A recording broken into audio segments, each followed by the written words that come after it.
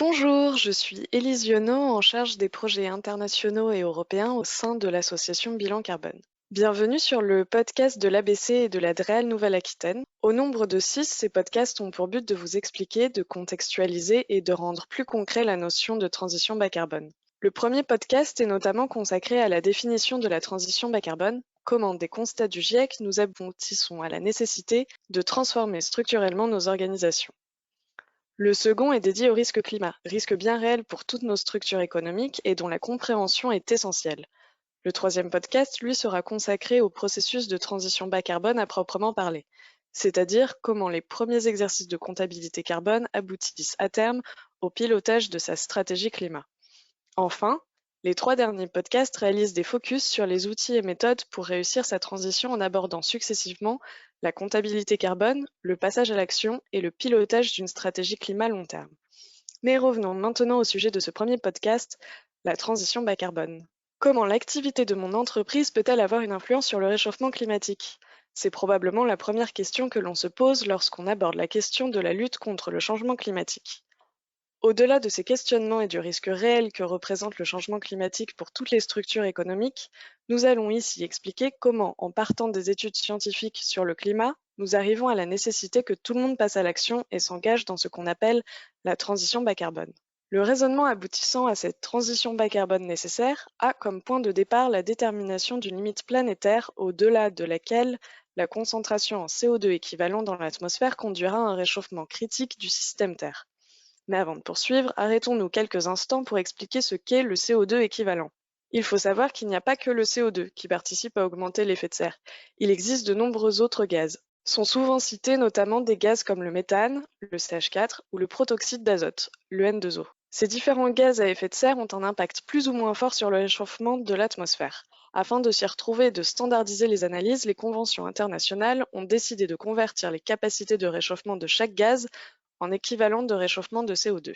Revenons à notre limite planétaire qui est la concentration de CO2 équivalent dans l'atmosphère. De cette limite physique découle la volonté de limiter les impacts des activités humaines, cause principale des émissions de gaz à effet de serre et donc du réchauffement climatique. Cette volonté se traduit par des trajectoires temporelles de réduction d'émissions basées sur les budgets carbone mondiaux. Nous y reviendrons juste après. Enfin, réduire les émissions associées aux activités humaines suppose de questionner le poids de chacun dans cet objectif. On parle alors de partage de responsabilités, partage s'opérant à différentes échelles, à l'échelle des États, à l'échelle des secteurs, à l'échelle des entreprises, etc. C'est ainsi que l'accord de Paris partage les efforts de réduction des émissions entre l'ensemble des pays du globe, les pays occidentaux industrialisés ayant une part bien plus importante à jouer dans cet objectif de décarbonation. Ce partage de responsabilités porté à l'échelle de l'entreprise se traduit par la transition bas carbone, c'est-à-dire vers des modèles d'affaires décarbonés. Revenons une nouvelle fois à notre limite planétaire. Ici, la limite de concentration de CO2 équivalent dans l'atmosphère à ne pas dépasser est de 550 parties par million, ou ppm. Cela représente une concentration exprimée en millionièmes.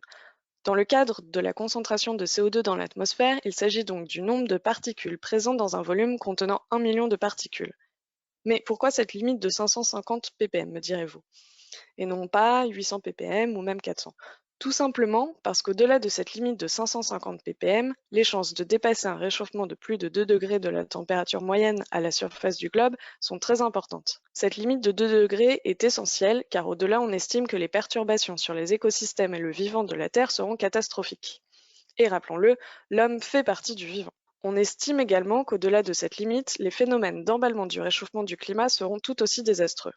En quelque sorte, une fois la machine lancée, on ne pourra plus l'arrêter. Il est également important de préciser qu'à l'échelle internationale, malheureusement, les choses n'avancent pas assez vite.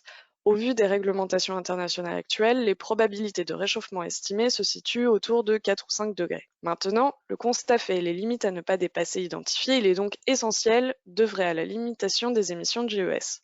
Cette limitation des émissions est l'œuvre de tous, mais comme nous l'avons dit, les efforts à faire ne sont pas les mêmes pour tout le monde.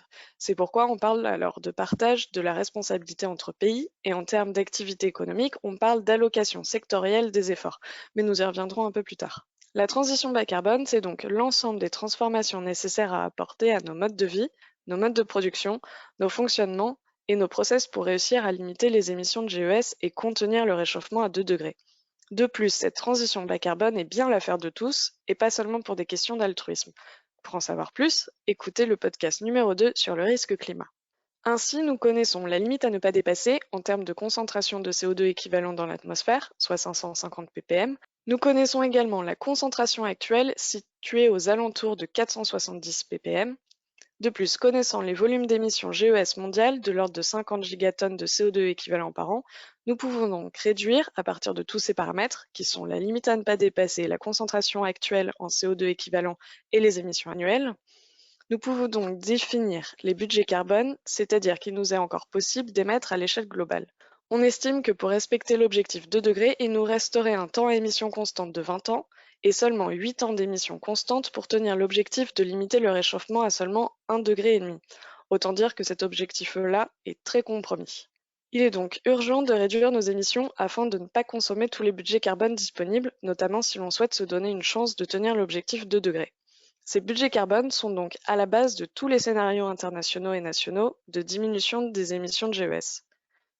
En effet, en fonction du poids économique des pays, de leur population, des émissions du passé, il est possible d'attribuer à chacun un budget carbone restant à émettre d'ici l'horizon 2050.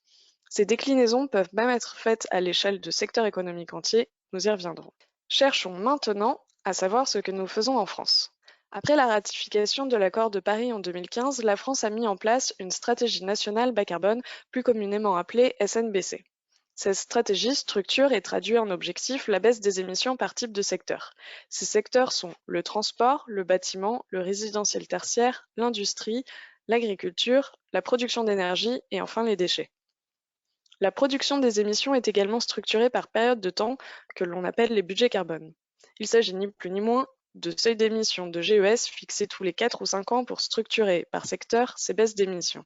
L'objectif affiché de la SNBC est l'atteinte de neutralité carbone à l'horizon 2050, condition sine qua non pour tous les pays industrialisés si l'on souhaite limiter le réchauffement à 2 degrés.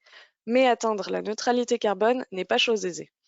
En effet, à l'échelle française, cela représente une réduction des émissions de GES de 80% par rapport à 2015, soit une réduction de 4,5% par an pour atteindre en 2050 80 mégatonnes de CO2 équivalent par an. Pour comparaison, elles étaient de l'ordre de 445 mégatonnes de CO2 équivalent en 2018. Cet objectif de neutralité carbone est un objectif extrêmement ambitieux, qui plus est au regard des évolutions des émissions françaises des 20 dernières années.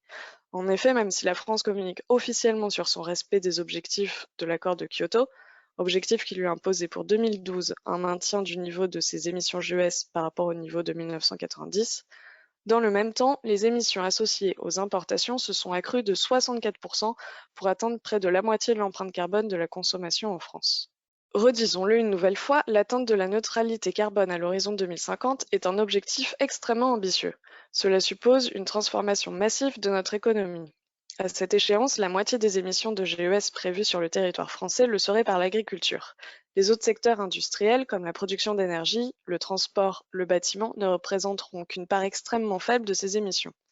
Cela implique des transformations radicales. À titre d'exemple, le secteur des transports devra en 30 ans réduire par 30 ses émissions de GES, passant ainsi en 2019 d'environ 125 millions de tonnes de CO2 équivalent à moins de 5 millions de tonnes. Il est également important de mettre en avant que cette transformation radicale de notre économie doit s'accompagner d'une augmentation des puits de carbone d'un facteur 2 par rapport à aujourd'hui, ceci afin d'absorber les émissions résiduelles incompressibles à l'horizon 2050. C'est ainsi que pour atteindre ces objectifs de réduction des émissions, le contexte réglementaire évolue d'année en année afin d'intégrer de manière approfondie des réflexions carbone au sein des entreprises. C'est en ce sens que la réalisation de bilans d'émissions de gaz à effet de serre, plus communément appelé BEGES, a été rendue obligatoire pour les organisations de plus de 500 salariés depuis maintenant 10 ans. Ou encore, très récemment, en 2019, que la loi d'orientation des mobilités, la loi LOM, a imposé de mettre en place au sein des entreprises de plus de 100 salariés des plans de mobilité, les PDM, pour réduire les émissions associées au déplacement des salariés. La France fait donc évoluer ses réglementations afin d'œuvrer au respect des objectifs climatiques qu'elle s'est fixés. Et sachez que ces réglementations sont de plus en plus contraignantes.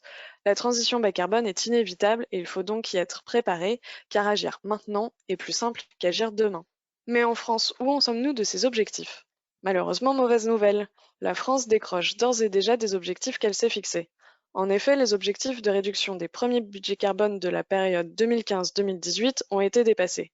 Sur cette période, la réduction des émissions a été de 1,1%, soit presque 2 fois moins que prévu, et le gouvernement français a été contraint de réviser à la hausse les premiers objectifs de la SNBC, c'est-à-dire qu'elle a rehaussé la quantité de GES que l'on s'autorisait à émettre. Beaucoup plus récemment, le Haut Conseil pour le climat, dans son rapport de septembre 2020, met en avant la non-atteinte des objectifs de réduction d'émissions pour l'année 2019. Sur cette année, l'effort de réduction des émissions de GES a atteint seulement 0,9% au lieu des 1,5% de réduction fixée. Ces dixièmes de pourcentage peuvent sembler anecdotiques, mais ils correspondent à une réalité physique. Premièrement, la non-atteinte des objectifs de réduction de l'année 2019 représente ainsi une surestimation de 61 millions de tonnes de CO2 équivalent, et deuxièmement, cela traduit la difficulté à décarboner nos économies et nos structures techniques tout en repoussant les efforts réels de la transition à plus tard. Ce constat met donc en évidence la difficulté d'implémenter et de réussir la transition bas carbone qui présuppose des transformations structurelles difficiles à mettre en œuvre à toutes les échelles, à la fois à l'échelle nationale et à celle des entreprises. Néanmoins, ces transformations auront lieu d'une manière ou d'une autre et il faut y être préparé. C'est pourquoi la DREAL Nouvelle-Aquitaine et l'association Bilan Carbone, par l'intermédiaire de cette série de podcasts, cherchent à vous faciliter le passage à l'action. N'hésitez pas non plus à consulter le panorama de l'ABC sur les outils et méthodes pour réussir sa transition bas carbone. Ce document met notamment en avant les cheminements climat adaptés à la taille de votre entreprise afin de réussir la mise en œuvre de cette transition. Nous approfondirons cette notion dans le troisième podcast sur l'engagement dans la transition, mais avant cela, concentrons-nous sur les raisons de l'engagement en abordant la notion du risque climat.